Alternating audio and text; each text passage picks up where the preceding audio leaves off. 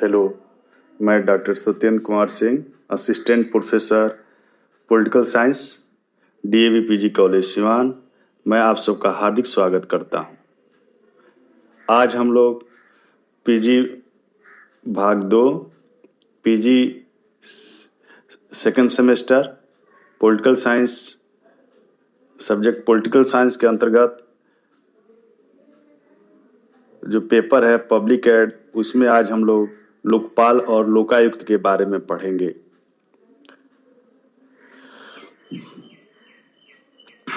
लोकपाल तथा लोकायुक्त अधिनियम 2013 ने संघ या केंद्र के लिए लोकपाल और राज्यों के लिए लोकायुक्त संस्था की व्यवस्था की। ये ऑब्समैन का कार्य करते हैं और कुछ निश्चित श्रेणी के सरकारी अधिकारियों के विरुद्ध लगे भ्रष्टाचार के आरोपों की जांच करते हैं। हमें ऐसी संस्थाओं की आवश्यकता क्यों है, ये प्रश्न उठता है कि आखिर क्या जरूरत पड़ी कि हमें ऑब्समैन की तरह भारत में केंद्र के लिए लोकपाल एवं राज्यों के लिए लोकायुक्त की व्यवस्था करनी पड़ी। जैसा कि सर्वविदित है कि खराब प्रशासन, भ्रष्ट प्रशासन दीमक की तरह होता है जो धीरे धीरे किसी राष्ट्र की नींव को खोखला करता है तथा प्रशासन को अपने कार्य पूर्ण करने में बाधा डालता है। भ्रष्टाचार इस समस्या की जड़ है। अधिकतर भ्रष्टाचार निरोधी संस्थाएं पूर्णतः स्वतंत्र नहीं है। यहाँ तक कि सर्वोच्च न्यायालय ने, माननीय उच्चतम न्यायालय ने भी सीबीआई को पिंजड़े का तोता और अपने मालिक की आवाज बताया है। इनमें से कई एजेंसियां नाम मात्र शक्तियों वाले केवल परामर्शी निकाय हैं और उनकी सलाह का शायद ही अनुसरण किया जाता है। इसके अलावा आंतरिक पारदर्शिता और जवाबदेही की भी समस्या है, क्योंकि इन एजेंसियों पर नजर रखने के लिए अलग से कोई प्रभावी संस्था नहीं है। इस संदर्भ में एक स्वतंत्र लोकपाल संस्था भारतीय राजनीति के इतिहास में मील का पत्थर कहा जा सकता है, जिसने कभी समाप्त न होने वाले भ्रष्टाचार के खतरे का एक समाधान प्रस्तुत किया है। अब थोड़ा सा हम बैकग्राउंड या पृष्ठभूमि देखेंगे। लोकपाल यानी ऑब्समैन संस्था की आधिकारिक शुरुआत वर्ष 1809 में स्वीडन में हुई। 20वीं शताब्दी में एक संस्था के रूप में ऑब्समैन का विकास हुआ और यह द्वितीय विश्व युद्ध के बाद तेजी से आगे बढ़ा। 1962 में न्यूजीलैंड और नॉर्वे ने यह प्रणाली अपनाई और ऑब्समैन के विचार का प्रसार करने में यह बेहद अहम सिद्ध हुआ।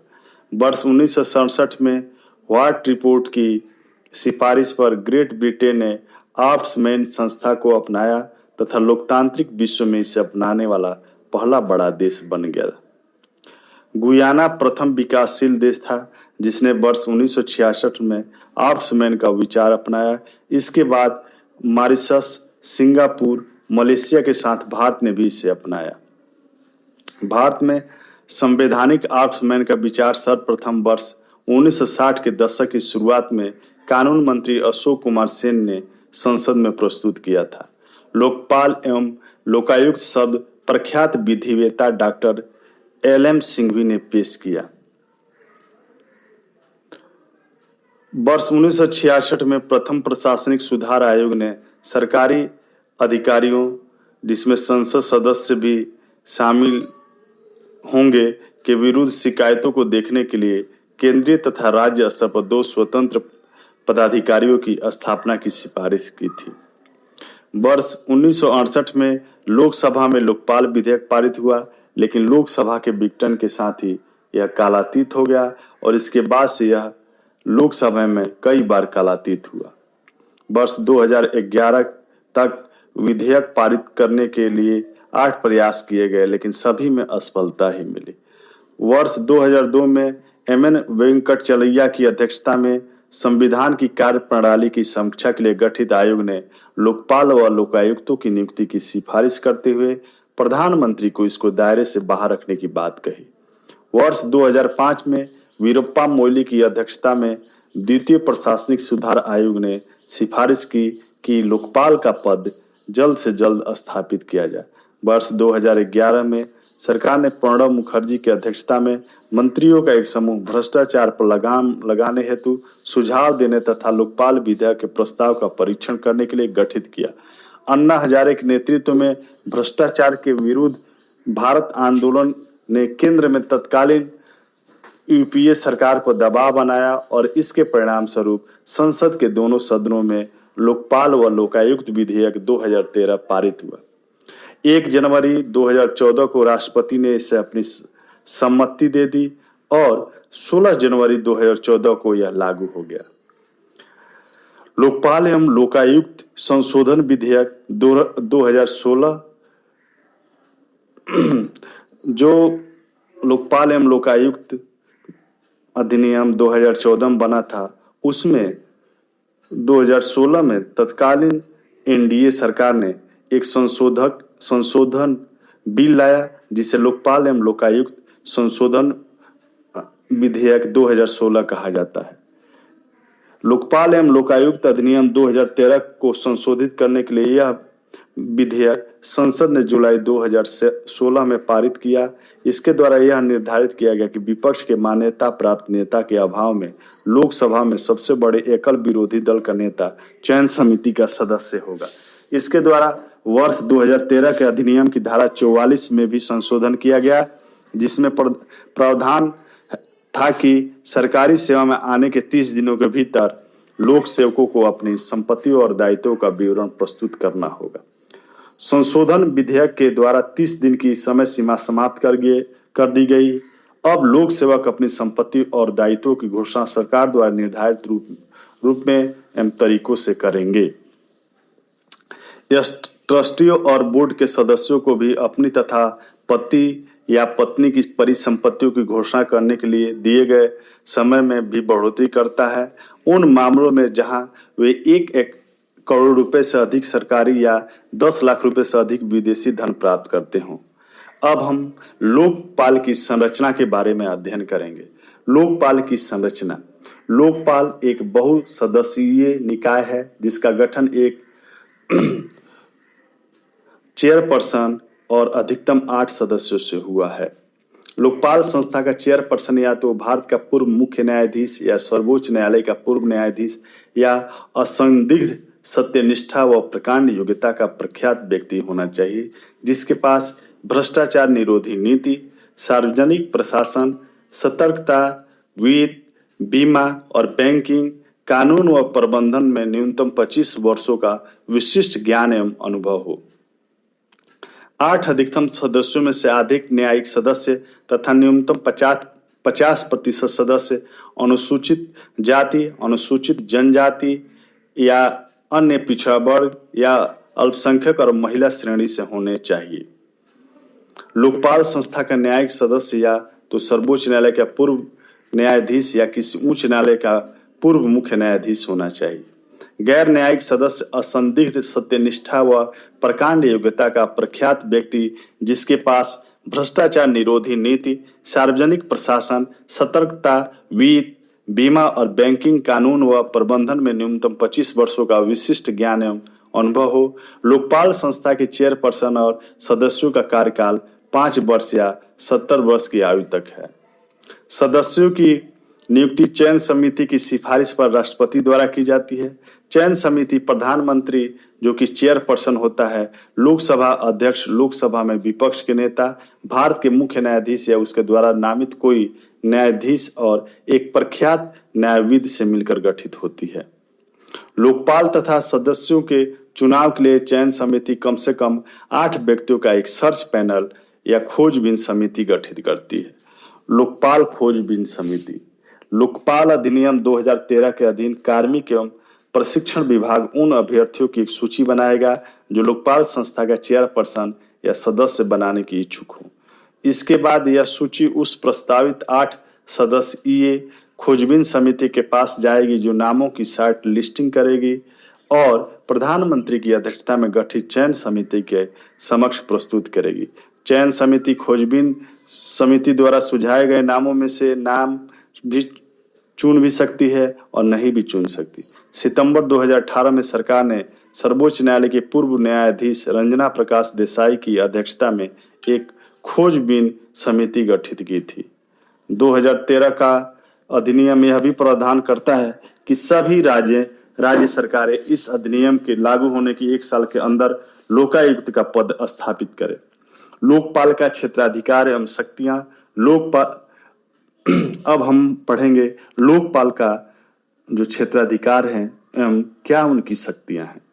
लोकपाल के क्षेत्राधिकार एवं में प्रधानमंत्री, मंत्री, संसद सदस्य, समूह ए, बी, सी और डी अधिकारी तथा केंद्र सरकार के अधिकारी भी शामिल हैं। लोकपाल का प्रधानमंत्री पर क्षेत्राधिकार केवल भ्रष्टाचार के उन आरोपों तक सीमित रहेगा जो कि अंतर्राष्ट्रीय संबंधों, सुरक्षा, लोक व्यवस्था, परमाणु ऊर्जा और अंतरिक्ष से संबद्ध न हो। संसद में कही गई किसी बात या दिए गए वोट के मामले में मंत्रियों या सांसदों पर लोकपाल का क्षेत्राधिकार नहीं होगा। इसके क्षेत्राधिकार में वह व्यक्ति भी शामिल है जो ऐसे किसी निकाय या समिति का प्रभारी, निदेशक या प्रबंधक या सचिव है या रहा है जो केंद्रीय कानून द्वारा स्थापित हो या किसी अन्य संस्था का जो केंद्रीय सरकार द्वारा वित्त पोषित नियंत्रित हो और कोई अन्य व्यक्ति जिसने घूस देने या लेने में सहयोग दिया हो। लोकपाल अधिनियम यह आदेश देता है कि सभी लोक सेवक अपनी तथा अपने आश्रितों की परिसंपत्तियों व देयताओं को प्रस्तुत करें। इसके पास सीबीआई की जांच करने तथा उसे निर्देश देने का अधिकार है। यदि लोकपाल ने कोई मामला सीबीआई को सौंपा है तो बिना लोकपाल की अनुमति के ऐसे मामले के जांच अधिकारी को स्थानांतरित नहीं किया जा सकता। लोकपाल की जांच इकाई को एक सिविल न्यायालय के समान शक्तियां दी गई हैं। विशेष परिस्थितियों में लोकपाल को उन परिसंपत्तियों, आमदनी, प्राप्तियों और लाभों को जब्त करने का अधिकार है जो भ्रष्टाचार के साधनों से पैदा या प्राप्त की गई है। लोकपाल को ऐसे लोक सेवक के स्थानांतरण या निलंबन की सिफारिश करने का अधिकार है जो भ्रष्टाचार के आरोपों से जुड़ा है। लोकपाल को प्राथमिक जांच के दौरान रिकॉर्ड को नष्ट करने से रोकने का निर्देश देने का अधिकार है। अब हम सीमाएं देखेंगे कि लोकपाल पर क्या क्या सीमाएं हैं। सीमाएं या लिमिटेशंस।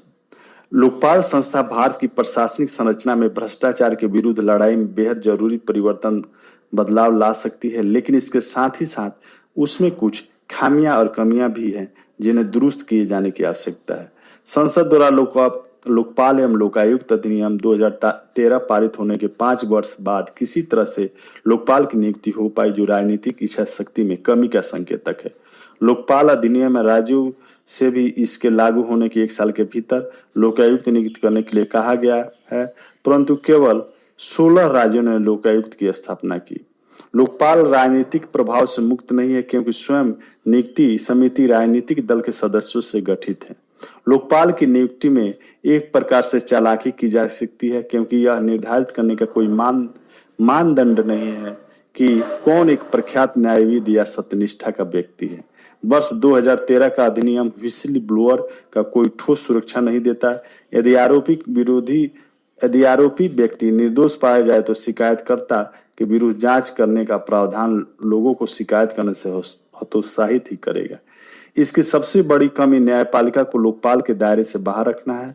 लोकपाल को कोई संवैधानिक आधार नहीं दिया गया है और लोकपाल के विरुद्ध अपील का कोई पर्याप्त प्रावधान नहीं है। लोकायुक्त की नियुक्ति से संबंधित विशिष्ट विवरण पूरी तरह से राज्यों पर छोड़ दिया गया है। कुछ सीमा तक सीबीआई की कार्यात्मक स्वतंत्रता की आवश्यकता को इसके निदेशक की नियुक्ति में इस अधिनियम में संशोधन करके पूरा किया गया है।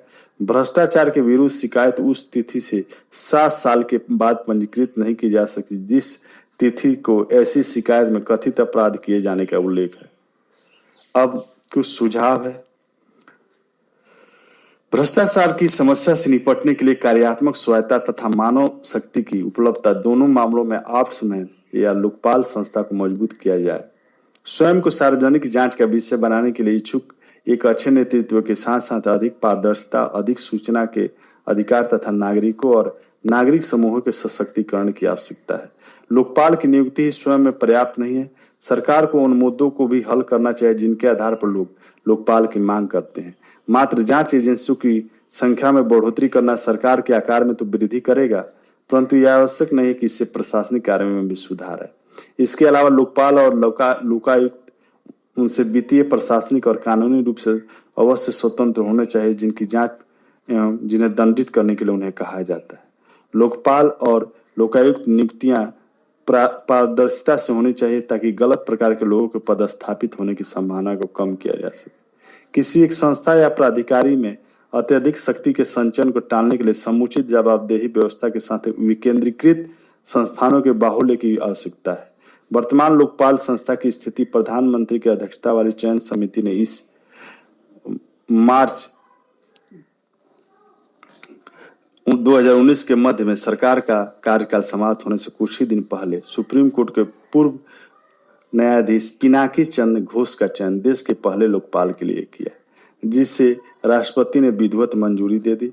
लोकपाल में अध्यक्ष के अलावा 4 न्यायिक और 4 गैर न्यायिक सदस्य भी नियुक्त किए गए हैं।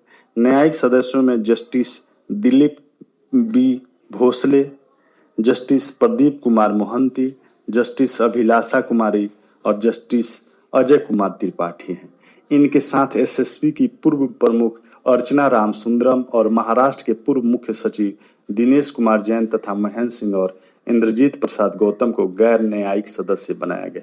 इसके साथ ही देश में लोकपाल नाम की संस्था अस्तित्व में आ गई है। धन्यवाद।